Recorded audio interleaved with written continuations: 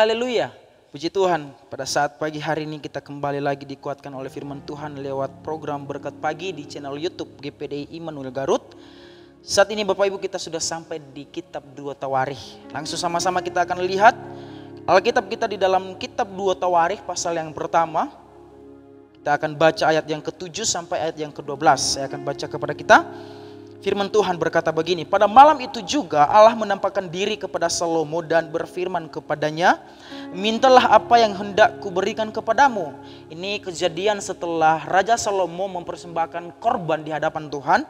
Ayat yang ke-8 berkata begini, berkatalah Salomo kepada Allah, engkaulah yang telah menunjukkan kasih setiamu yang besar kepada Daud ayahku, dan telah mengangkat aku menjadi raja menggantikan dia. Maka sekarang ya Tuhan Allah, tunjukkanlah keteguhan janjimu kepada Daud ayahku, sebab engkaulah yang telah mengangkat aku menjadi raja atas suatu bangsa yang banyaknya seperti debu tanah. Berilah sekarang kepadaku hikmat dan pengertian, supaya aku dapat keluar dan masuk sebagai pemimpin bangsa ini. Sebab siapakah yang dapat menghakimi umatmu yang besar ini?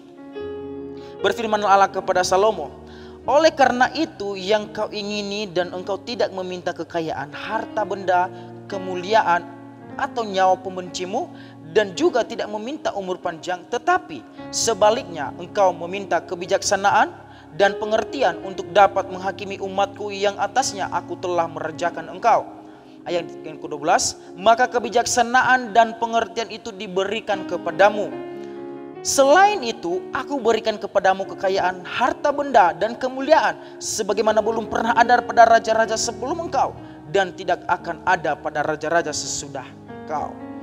Ini suatu cerita yang sungguh luar biasa di dalam Alkitab kita, khususnya di dalam kitab 2 Tawarikh, pasal yang pertama ini.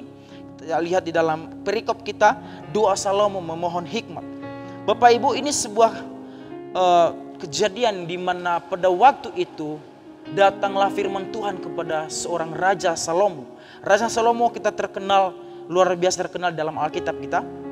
Setelah Raja Daud ayahnya meninggal, maka Raja Salomo pun menggantikan dia menjadi raja yang besar atas bangsa Israel. Nah, apa yang unik di sini? Kalau kita lihat bahwa dia sebagai raja seharusnya sudah wajar diberkati oleh Tuhan. Pastinya seperti itu. Apalagi dia adalah keturunan daripada raja yang berkenan di hati Tuhan, yaitu Daud. Tetapi ada satu hal yang unik daripada hidup Salomo, Bapak Ibu. Kalau kita lihat di dalam kita lihat dulu ayat yang di dalam Yohanes, ada sebuah kisah di sana. Yohanes pasal yang ke-15 kalau nggak salah. Sama-sama kita lihat. Ya, pasal yang ke-15, perikopnya di sana pokok anggur yang benar. Pasal 15 ini berbicara tentang pokok anggur yang benar, dan kita lihat di dalam ayat yang ke-7, sana firman Tuhan, jikalau kamu tinggal di dalam aku dan firmanku tinggal di dalam kamu, mintalah apa saja yang kamu kehendaki dan kamu akan menerimanya. Sampai di sini pastinya sudah kita mengerti kenapa Raja Salomo terkenal menjadi raja yang kaya, yang hikmatnya luar biasa, kebijaksanaan yang luar biasa, diberkati Tuhan luar biasa. Kalau kita lihat di dalam pasal yang ke-14 di sana ada perikop berkata harta dari kekayaan Salomo tidak terhitung jumlahnya, Bapak Ibu.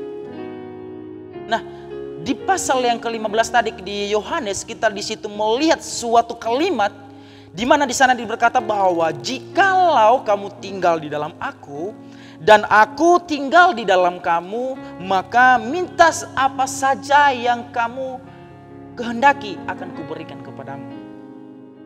Saya garis bawahi, jikalau kamu tinggal di dalam aku dan kamu tinggal di dalam aku. Bapak Ibu, saya percaya di sini bukan karena Raja Salomo sebagai raja dia diberkati oleh Tuhan. Bukan karena kedudukannya, bukan karena dia keturunan daripada raja yang berkenan di hati Tuhan. Pastinya kita berpikir bahwa ketika di dunia ini kita mempunyai keluarga yang begitu kaya dan kita telah menjadi pewarisnya, maka suatu kebanggaan kita itu menjadi orang-orang yang mewariskan harta itu. Namun ini berbeda. Kalau kita lihat tadi, perhatikan di ayat yang ke-12 pasal yang pertama ini, Tuhan berkata apa? Tidak ada raja yang kaya sebelum dan sesudah. Artinya hanya satu, yaitu Salomo. Tidak seperti kalau kita lihat kekayaan Raja Daud, lebih daripada itu Bapak Ibu.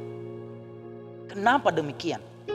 Kuncinya adalah kita lihat di dalam ayat yang ke-5 sampai ayat yang ke-6.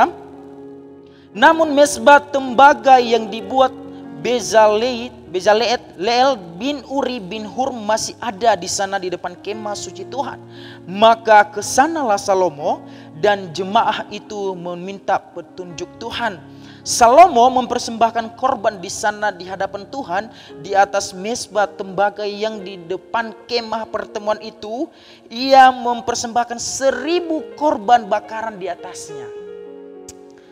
Inilah yang menjadi kunci daripada Salomo diberkati oleh Tuhan luar biasa. Bapak Ibu, saya katakan lagi, bukan karena dia seorang raja, bukan karena dia seorang keturunan raja yang berkenan di mata Tuhan, bukan. Tetapi ada hal yang istimewa lagi di dalam hidup Salomo, yaitu dia bukan hanya mewarisi kerajaan atau mewarisi sebagai raja, tetapi dia mewarisi yang lebih luar biasa lagi, itu membangun hubungan di hadapan Tuhan. Ada banyak yang terjadi.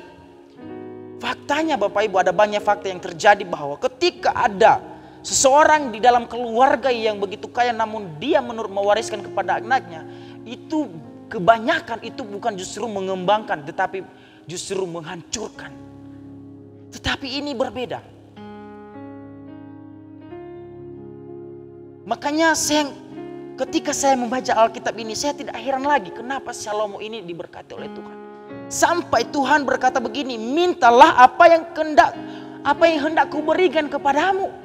Bapak Ibu, mungkin kalau kita sebagai Salomo pada saat itu, saya tidak tahu apa yang kita lakukan. Mungkin yang kita minta, Tuhan saya minta isi dunia. Ya bisa saja terjadi hal itu. Namun simple yang Salomo minta kepada Tuhan. Padahal di sini Tuhan berikan dia kebebasan. Bapak Ibu, mari kita sama-sama merenungkan firman Tuhan pada saat ini. Kalau kita mau diberkati oleh Tuhan, syaratnya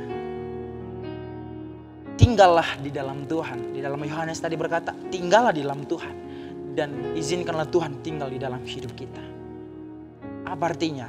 Mari kita menjadi orang-orang yang takut akan Tuhan, yang selalu membangun hubungan dengan Tuhan, yang tidak henti-hentinya beribadah kepada Tuhan, yang tidak henti-hentinya mengucap syukur kepada Tuhan. Bukan pada saat ini karena atas dasar karena kita sudah mampu, bukan karena hal itu Bapak Ibu, tetapi karena justru kita merenungkan kebaikan-kebaikan Tuhan, apa yang Tuhan berikan dalam hidup kita, justru itu yang membuat selalu kita mengucap syukur dan membangun hubungan di hadapan Tuhan. Sehingga segala sesuatu ditambahkan oleh Tuhan. Salomo meminta hikmat dan kebijaksanaan, tetapi Tuhan berkata, karena engkau tidak menginginkan hal itu, saya akan berikan kepadamu lebih. Dia kasih harta, dia kasih kemuliaan, dia kasih segala sesuatu yang tidak pernah ada dan belum pernah ada di raja-raja sebelum dan sesudah, yaitu Raja Salomo, kekayaan luar biasa. Dan Raja Salomo ini menjadi raja yang terkenal ketika dia melakukan sesuatu hal yang luar biasa. Dia membangun kemah suci yang luar biasa, bait Allah yang begitu luas besarnya. Itu adalah semakin Tuhan memberkati dia. Mari menjadi orang-orang yang mau membangun rumah Tuhan. Kalau kita menjadi orang-orang yang membangun rumah Tuhan, bukan hanya sekedar membangun hubungan di rumah Tuhan, hubungan dengan Tuhan, tetapi menjadi orang-orang yang selalu membantu pekerjaan Tuhan, maka hidup kita pun menjadi orang-orang yang diberkati oleh Tuhan. Amin Bapak Ibu. Mari kita renungkan firman Tuhan pada saat ini. Kita mau diberkati oleh Tuhan, kuncinya izinkanlah Tuhan hidup di dalam kita dan kita hidup di dalam Tuhan. Immanuel, Allah beserta kita. Tuhan Yesus memberkati.